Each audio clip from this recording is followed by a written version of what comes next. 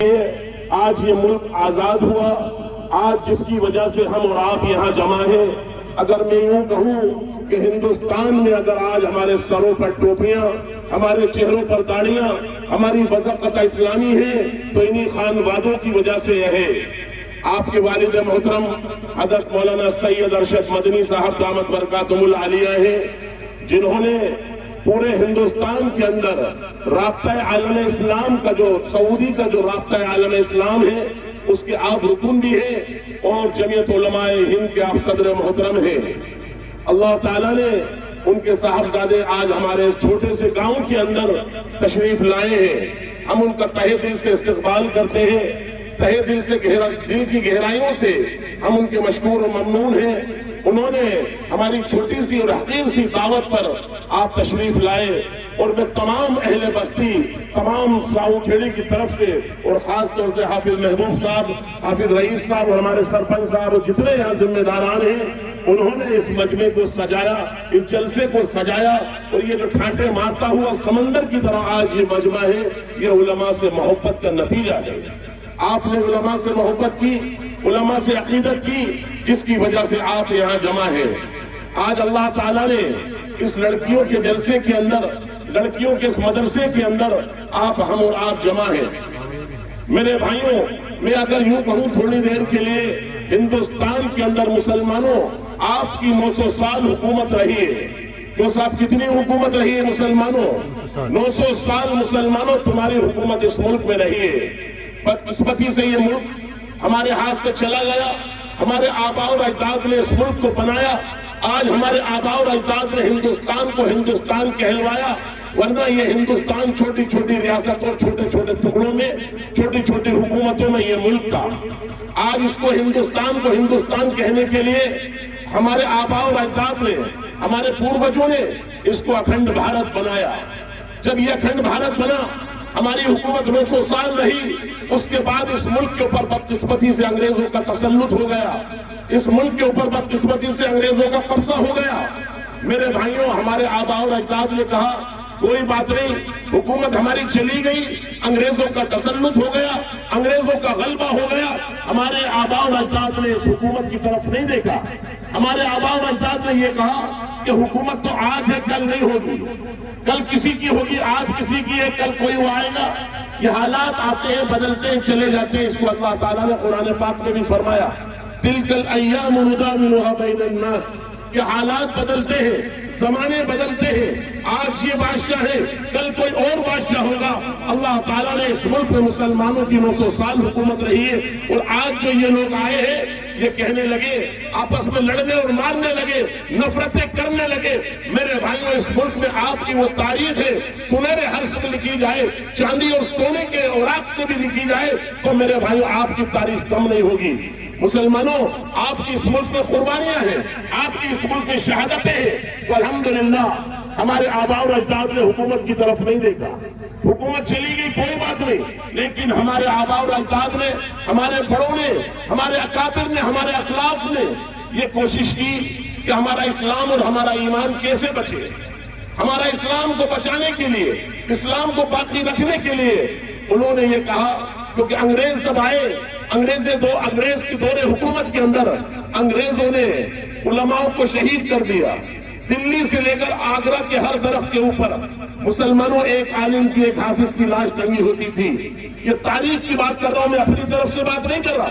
علماء ناپید ہو گئے، مدارس مساجد ختم ہو گئی، اکابر ختم ہو گئے۔ پھر ہمارے علماء دیوبند، ہمارے اکابر نے یہ کوشش کی کہ سب سے پہلی جو بنیاد رکھی جائے انگریز کے دور کے اندر، اور وہ سب سے پہلی جو بنیاد رکھی گئی وہ کس کی رکھی گئی مسلمانوں؟ سب سے پہلی بنیاد انگریز کے دور حکومت میں جو رکھی گئی وہ دارالعلوم دیوبند کی بنیاد رکھی گئی۔ 1866 کے اندر دارالعلوم دیوبند کی بنیاد رکھی گئی، دارالعلوم دیوبند بنا، دارالعلوم دیوبند قائم ہو گیا۔ پھر اس کے بعد ہمارے اکابر تیار ہوتے گئے، مدرسوں میں پڑھتے گئے۔ پوری دنیا کے اندر آج اگر ابھی آپ کسی خطے کے اندر جائیں گے، افریقہ ہو یا انگلینڈ ہو یا امریکہ ہو یا ہندوستان ہو یا ہمارے پڑوسی ہندوستان سے ممالک ہو، سارے جگہ پر آج الحمدللہ دارالعلوم کی نسبت کے لوگ، دارالعلوم کے شاگردوں کے شاگرد وہاں آج خدمت کو انجام دے رہے ہیں۔ تو یہ الحمدللہ ہمارے دارالعلوم دیوبند، ہمارے اکابر، ہمارے اسلاف نے یہ قربانی دی کہ سب سے پہلی جو بنیاد رکھی وہ مدرسے کی رکھی.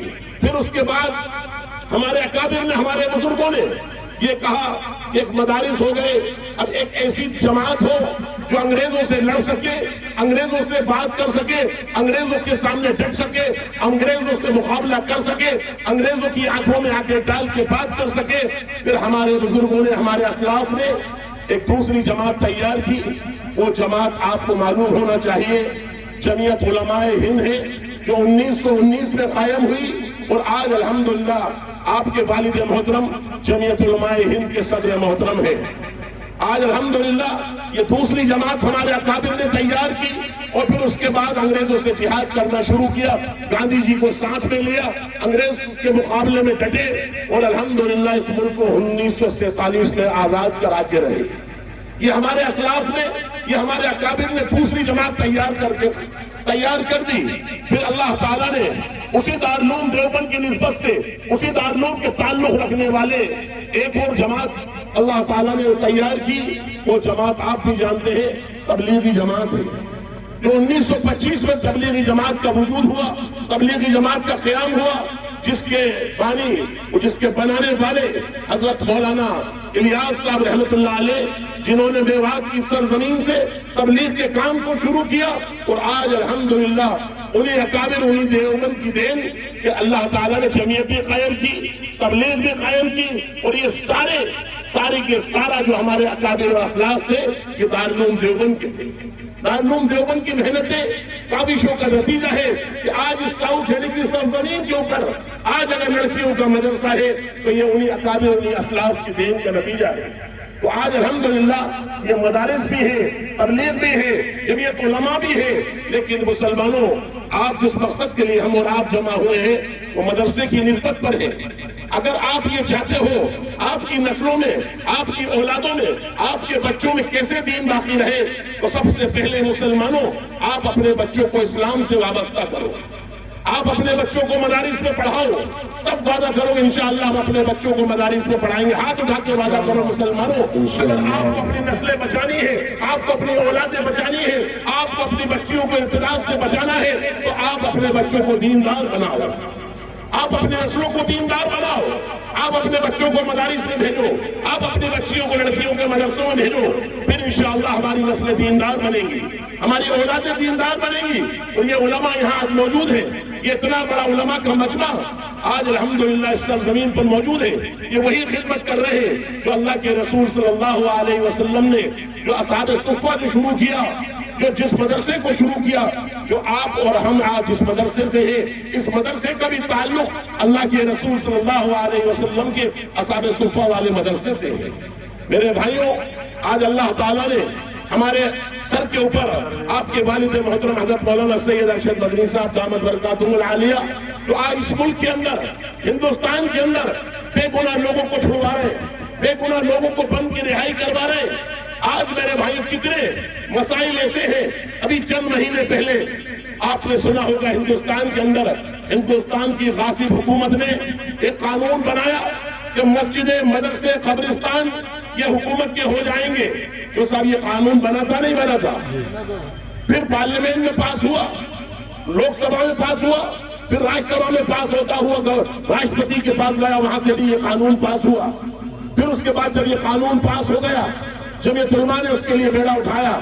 آپ کے صدر، آپ کے والد محترم حضرت مولانا سید ارشد مدنی صاحب دامت برکاتہم العالیہ نے اس کے خلاف سپریم کورٹ میں پٹیشن دائر کی، اور الحمدللہ سپریم کورٹ سے فیصلہ آیا کہ اس قانون کو بدلا جائے. مسلمانوں کی جو زمینیں ہیں مسلمانوں کی ہوں گی. جو وقفیہ قاعدہ قانون بنایا تھا اس کو کینسل کروایا. آج ہمارے مدارس، آج ہماری خانقاہیں، آج ہمارے قبرستان اگر بچے ہیں تو ان کے والد محترم کی وجہ سے، ورنہ میرے بھائیوں وہ حکومت کے ہو گئے تھے. یہ آج انہیں کے والد کی دین ہے. میں یہ باتیں اس لیے کہہ رہا ہوں، آپ کو معلوم ہونا چاہیے کہ آپ کے پیچھے کون سی طاقت ہے جو کھڑی ہے آپ کو بچانے کے لیے، آپ کی مسجدوں کو بچانے کے لیے، آپ کے مدرسوں کو بچانے کے لیے، آپ کے قبرستان کو بچانے کے لیے، وقفیہ جائیداد کو بچانے کے لیے. حضرت مولانا ارشد مدنی صاحب وہ شیر ہے ہندوستان کا، جس نے اس ملک کے اندر کام کیا ہے، اور آج بھی الحمدللہ وہ بات کی ہے جو میں نے ایک آیت پڑھی، وَاعْتَصِمُوا بِحَبْلِ اللَّهِ جَمِيعًا وَلَا تَفَرَّقُوا، کہ آپ اپنی رسی کو، اللہ کی رسی کو مضبوطی سے پکڑ لو، آپس میں اختلاف مت کرو مسلمانوں، آپس میں لڑو مت، ایک دوسرے کی ٹانگ مت کھینچو، ایک دوسرے کو رسوا مت کرو، ایک دوسرے کو ذلیل و خوار مت کرو۔ مسلمانوں اگر اکٹھا رہو گے، طاقت سے رہو گے، تو دنیا کی کوئی طاقت تمہارا بال باقا نہیں کر سکتی۔ اور اگر تم بکھر گئے، تم آپس میں لڑتے مرتے رہے، ایک دوسرے کے دشمن رہے، تو سمجھ لینا مسلمانوں تمہارا وجود صفحہ ہستی سے مٹا دیا جائے گا۔ آج وعدہ کرو اس سرزمین سے کہ انشاءاللہ ہم آپس میں محبت سے رہیں گے مسلمانوں، آپ خدا کے وعدہ کرو مسلمانوں، اتحاد اتفاق اس امت کی جان ہے، اس امت کی روح ہے، اور یہی روح کو نکالا جا رہا ہے، اور یہ روح کو ختم کیا جا رہا ہے کہیں سیاست کے نام پر، کہیں آپس میں لڑوانے کے نام پر ہمیں آپس میں لڑوایا جاتا ہے۔ مسلمانوں ہمیں آپس میں نہیں لڑنا، ہمیں محبت سے رہنا ہے، ہندو ہو، مسلمان ہو، سکھ ہو، عیسائی ہو، کوئی بھی ہو، ہم آپس میں محبت سے رہیں گے، ایک دوسرے پر ظلم نہیں کریں گے، ایک دوسرے کو ستائیں گے نہیں، ایک دوسرے کو پریشان نہیں کریں گے۔ مسلمانوں، اللہ رب العزت کا بہت بڑا انعام و کرم ہے۔